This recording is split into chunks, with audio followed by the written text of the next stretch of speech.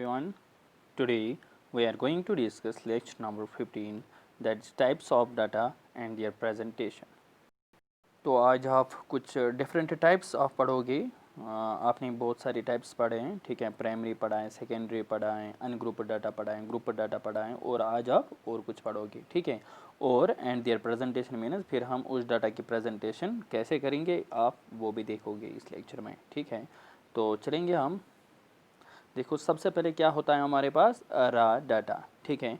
तो रा डाटा आप ऐसे समझो जैसे इंडिविजुअल सीरीज, ये जो इंडिविजुअल सीरीज होता है ये आपका रा डाटा होता है। रा डाटा मीन्स जब आपने डाटा को कलेक्ट किया, आपने जैसे वो डाटा था वैसे ही रखा, आपने कोई ऑर्गेनाइजेशन नहीं की, कोई ऑर्गेनाइज कुछ भी आपने क्लासिफिकेशन आपने कुछ नहीं किया, दैट इज़ रा data. And individual series means आपका ये बनता है यहाँ पे इंडिविजुअल सीरीज, ठीक है। तो जैसे आपको रा डाटा मिला आपने वैसे ही रखा, तो ये आपका रहेगा इंडिविजुअल सीरीज़, ठीक है।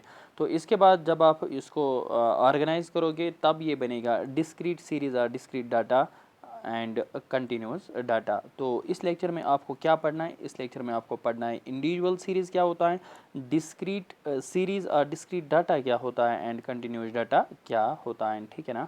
तो सबसे पहले अगर हम बात करेंगे इंडिविजुअल सीरीज़ की, देखो इंडिविजुअल, यहाँ पे जो वर्ड है इंडिविजुअल, इंडिविजुअल मीन्स इसके साथ में कुछ नहीं होगा, ये अकेले होगा, इसका कोई सपोर्ट नहीं होगा। मतलब क्या है इसका, इसका कोई सपोर्ट नहीं होगा। देखो यहाँ पे क्या है, यहाँ पे लिखा है हाउस होल्ड्स, क्या लिखा है हाउस होल्ड जो है ना हमारे पास, जब हमने सर्वे किया तब हमने हाउस होल्ड्स जो सर्वे किया तो वहाँ से 20 हाउस होल्ड्स की सर्वे की। तो इसके बाद हमने क्या किया, after survey the family members are given below. तो जब हमने सर्वे किया तो तब हमें पता चला कि हर एक हाउस होल्ड के पास, मतलब हर एक हाउस होल्ड में कितने कितने मेम्बर्स हैं, फैमिली मेम्बर्स। देखो जब हम पहले हाउस होल्ड नंबर फर्स्ट जो था वहाँ पे सिर्फ एक फैमिली मेम्बर था, ठीक है ना।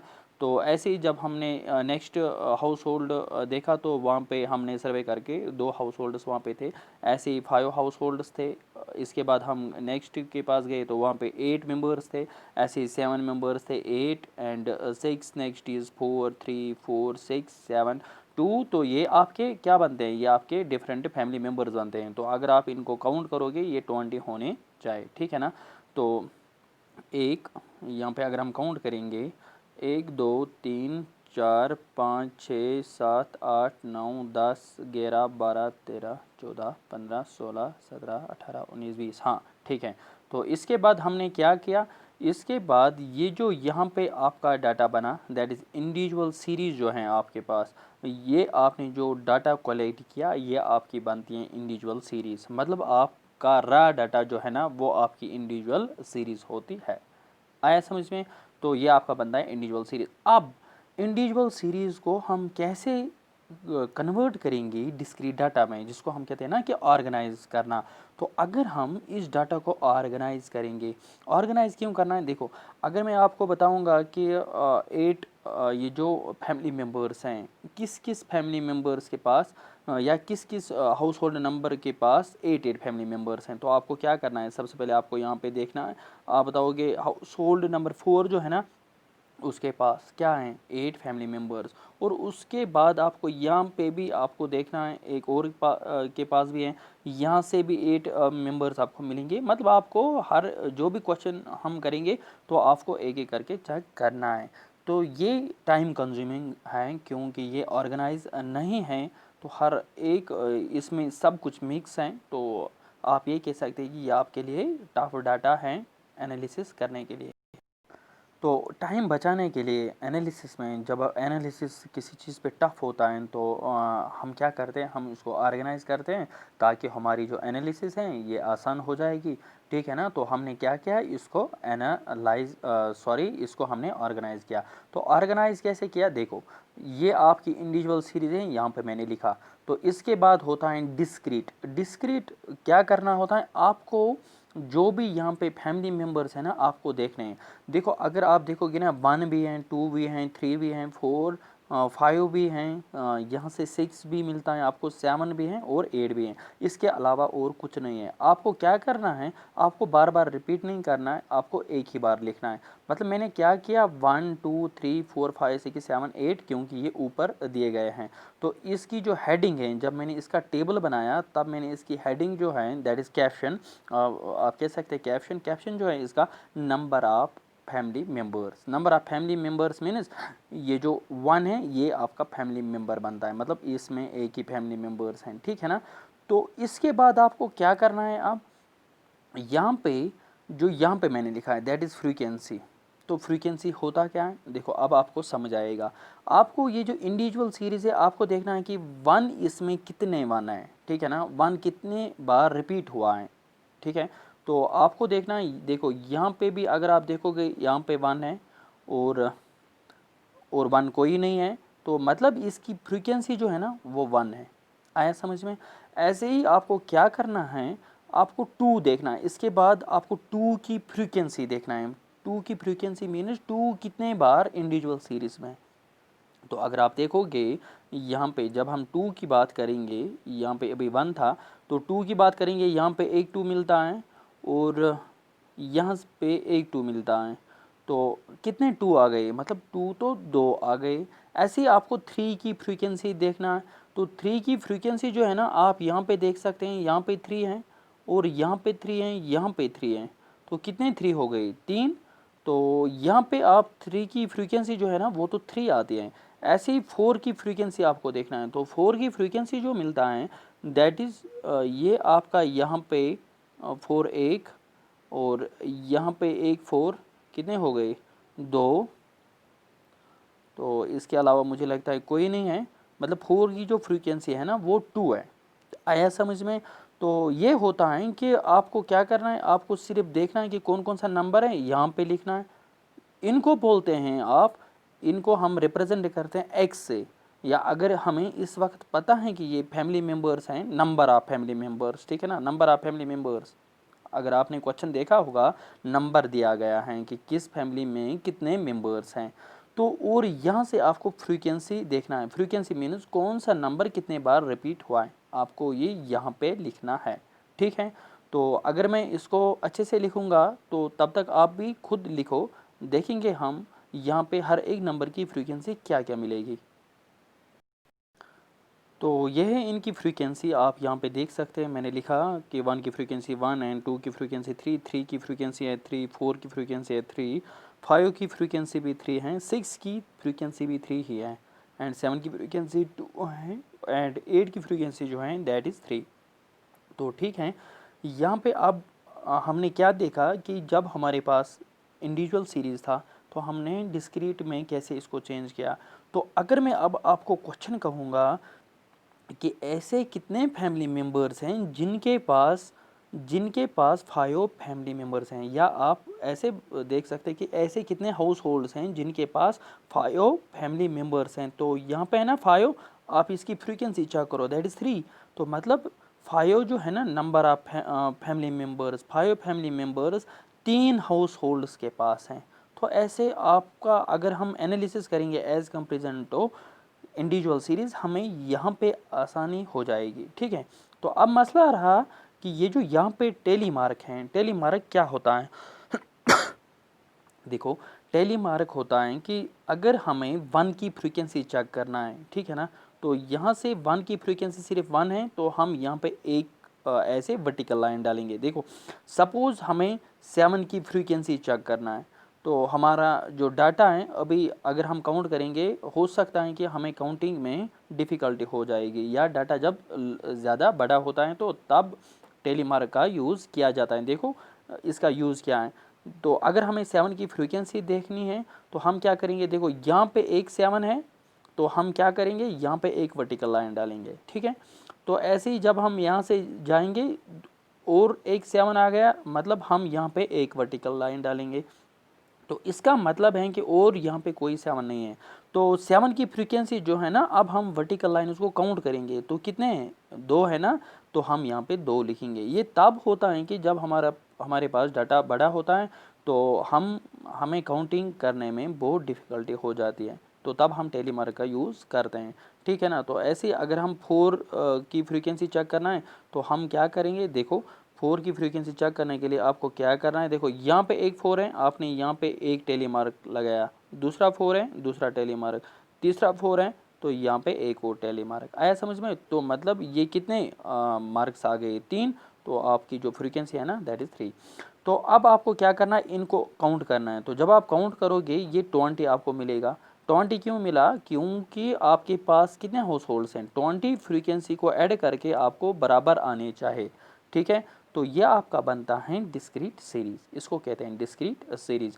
डिस्क्रीट सीरीज कैसे आप पहचानोगे, जब आपको ऑब्जर्वेशंस होंगे एक साइड से, दूसरे साइड से फ्रीक्वेंसी होगी, और ऑब्जर्वेशन जो है ना ये आपको कैसे होने चाहिए, पॉजिटिव इंटीजर्स में आप कह सकते हैं या नेगेटिव इंटीजर्स में, जो भी होगा ये इंटीजर्स में होने चाहिए, नंबर्स में, ये डिसिमल्स में नहीं होने चाहिए, ठीक है। तो इसके बाद जो हम करेंगे, फिलहाल आप इतना ही याद रखो, डिस्क्रीट के साथ फ्रीक्वेंसी होता है, ठीक है ना।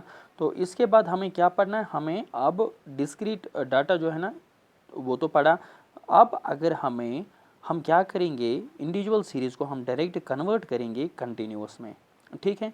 तो क्या होता है कंटिन्यूस डाटा, देखो अगर हमने क्या किया, हमने यहाँ पे नंबर ऑफ फैमिली मेम्बर जो है ना, हमें लगा कि टेबल बहुत ज़्यादा बड़ा हो गया, तो इस पे भी हमें एनालिसिस करनी। अब सपोज़ अगर यहाँ पे 10 मिनट्स लगते हैं, यहाँ पे हमें 5 मिनट्स लग गए, तो अब अगर हम सोचेंगे कि ये 5 मिनट्स को हम कंप्रेस करने चाहिए कहाँ तक, 2 मिनट्स तक, ठीक है। तो और टाइम कम लगना चाहिए इसमें। तो अब हम क्या करेंगे, तब हम यूज़ करते हैं किसका, कंटिन्यूस सीरीज़ का या कंटिन्यूस डाटा का। देखो क्या करना होता है, आपको ये देखने हैं, ठीक है ना। तो आपने देखा कि कितने फैमिली मेम्बर्स हैं, 20। आपकी मर्जी है, यहाँ पे जो भी है, देखो यहाँ पे नंबर ऑफ फैमिली मेम्बर्स हैं, फैमिली मेम्बर्स कितने कितने हैं, और यहाँ से वही फ्रीक्वेंसी का मतलब एक ही है, टेलीमार्क का भी वही मतलब है। और number of family members continuous में होता है कंटिन्यूस डाटा, ठीक है। कंटिन्यूस डाटा क्या होता है, इसमें क्लास इंटरवल्स होते हैं, आपको कहाँ से स्टार्ट करना है कहाँ तक है।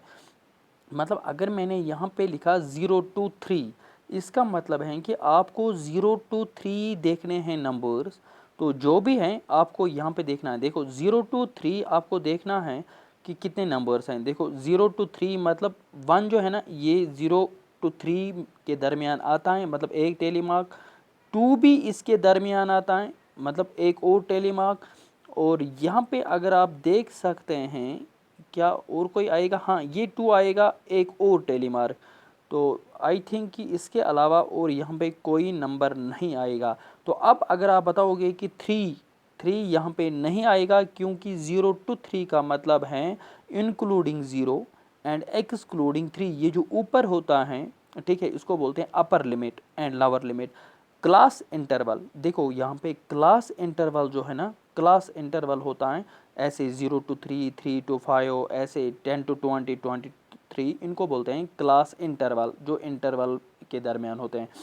तो बट यहाँ पे जो लोअर लिमिट होता है इसको इंक्लूड करना है, अपर लिमिट को एक्सक्लूड करना है। मतलब अगर 0 होता इनमें हमें काउंट करना था, बट अगर ऊपर जो है ना अपर लिमिट, मतलब यहाँ पे 3 है, हमने 3 काउंट नहीं किए क्योंकि ये अपर लिमिट है, अपर लिमिट को काउंट नहीं किया जाता है, ठीक है। 0 to 3 का मतलब है 3 से कम कम, तो 3 से कम कम कितने नंबर्स हैं, 3, मतलब इसकी फ्रीक्वेंसी क्या बनती है, 3। ऐसे अगर आप इसका चेक करोगे 6 to 9 की फ्रीक्वेंसी क्या है, देखो 6 to 9 के दरमियान कितने नंबर्स हैं, देखो एक यहाँ पे 6 है, हो गया एक, ठीक है। तो 6 to 9 का मतलब यहाँ पे एक और 6 है, ठीक है ना। तो इसके बाद अगर हम बात करेंगे 6 to 9, 7 भी है, एक और टेलीमार्क, एंड 6 to 9 के दरमियान 8 भी है, एक और टेलीमार्क, हाँ यहाँ पे 8 था, एक और सॉरी इसको ऐसे नहीं लिखा जाता है, ठीक है ना। तो ये जो है ना नेक्स्ट टेलीमार्क ऐसे डालना होता है, मतलब अगर हमें 4 वर्टिकल लाइन्स होंगे, 5th वर्टिकल लाइन को ऐसे डालना होता है ताकि ये 5 एक ग्रुप बनेगा। तो यहाँ पे मैंने क्या किया था, ऐसे ही 5 हो गए थे। तो इसके बाद यहाँ पे मैंने किया था 7, अगर हमें करना होगा तो 7 यहाँ पे रखेंगे हम, 8 यहाँ पे रखेंगे हम, एंड और कोई आएगा? तो आई थिंक इतने ही हैं। तो आपको काउंट करना है कि मतलब ये तो 5 है, 5 + 2 दैट इज़ 7। तो 6 to 9 में जो नंबर्स होते हैं दैट इज़ कितने नंबर्स हैं? 7। आपकी फ्रीक्वेंसी बनती है 7। तो ऐसे होता है नंबर ऑफ फैमिली मेम्बर्स। अब आप सोचोगे यहाँ पे मैंने लिखा 0 to 3, 3 to 6, 6 to 9, ये ज़रूरी नहीं है। आप 0 to 2, 2 to 4, 4 to 6, 6 to 8 भी एंड 8 to 10 भी ले सकते हैं, ठीक है ना। ये आपको अपनी मर्ज़ी है, जितना आप कम रखोगे ये गेप्स, इतने आपका जो क्लास इंटरवल्स हैं ये ज़्यादा रहेंगे, ठीक है। तो अगर मैंने थोड़ी सी गेप बड़ी रखी है, दैट इज़ 3 की गेप मैंने रखी है, तो इसका मतलब मुझे सिर्फ यहाँ पे 3 क्लास इंटरवल्स बन गए। अब अगर आप 2 की गेप रखोगे आपको कितने क्लास इंटरवल्स बनेंगे? 5 क्लास इंटरवल्स बनेंगे। फिलहाल हम क्या करेंगे, हम फ्रीक्वेंसी चेक करेंगे, ठीक है। तो 0 to 3 में कितने हैं, 3 to 6 में कितने हैं और 6 to 9 में कितने मेंबर्स आते हैं, तो चेक करेंगे पहले। तो आई होप कि आपको भी यही फ्रीक्वेंसी आई होगी, दैट इज़ 3, 9, 8। इसका मतलब 0 to 3 के दरमियान 0 to 3 जो है ना, इसकी फ्रीक्वेंसी 3 है, मतलब 0 to 3 फैमिली मेम्बर्स जिनको हैं वो कितने हाउस होल्ड्स हैं? 3। ऐसी 3 to 6 number of family members जो हैं उनकी वो जो हाउस होल्ड्स हैं, कितने हाउस होल्ड्स हैं? 9 हाउस होल्ड्स ऐसे हैं जिनकी फैमिली मेम्बर जो है ना that is 3 to 6 and 6 to 9 जो है ना दैट इज़ 8। अब इसको कंटिन्यूस इसीलिए बोला जाता है ताकि क्योंकि इसमें क्लास इंटरवल्स हैं, या आप ऐसे कह सकते हैं, या 0 to 3 जो है ना यहाँ पे आपको 3 मिलेगा, यहाँ पे भी 3, एंड 3 to 6, 6 to 6 है, 6 to 9, मतलब 0 to 9 जो है ना इनके दरमियान कोई गैप मैंने नहीं छोड़ी है। आप देख सकते हैं यहाँ पे भी 3 है, मतलब 3 तक हमने यहाँ पे स्टॉप किया था, 3 से ही हमने स्टार्ट किया, 6 पे स्टॉप किया, 6 से ही हमने स्टार्ट किया। तो इसको बोलते हैं क्या? इसको बोलते हैं कंटिन्यूस डाटा, ठीक है। और इनको बोलते हैं क्लास इंटरवल्स। और इनके दरमियान जो गेप्स हैं 0 to 3 के दरमियान 3 गेप हैं, 3 to 6 के दरमियान 3 हैं, एंड क्लास इंटरवल्स का जो साइज़ होता है दैट इज़ क्लास साइज़ या लेंथ ऑफ क्लास, तो दैट इज़ 3। आपको जो यहाँ पे हैं, अगर आपको क्लास इंटरवल्स होंगे आपको बताना होगा कि क्लास साइज़ क्या है या लेंथ ऑफ क्लास क्या है, तो आपको बताना है। यहाँ पे आप देख सकते हैं 3 की गेप्स हैं इनके दरमियान, तो मतलब क्लास साइज़ 3 है। आया समझ में? और आप यहाँ पे भी देख सकते हैं फ्रीक्वेंसी भी है। अब अगर आप फ्रीक्वेंसी को काउंट करोगे 3 + 8 इज़ 11 + 9 दैट इज़ 20।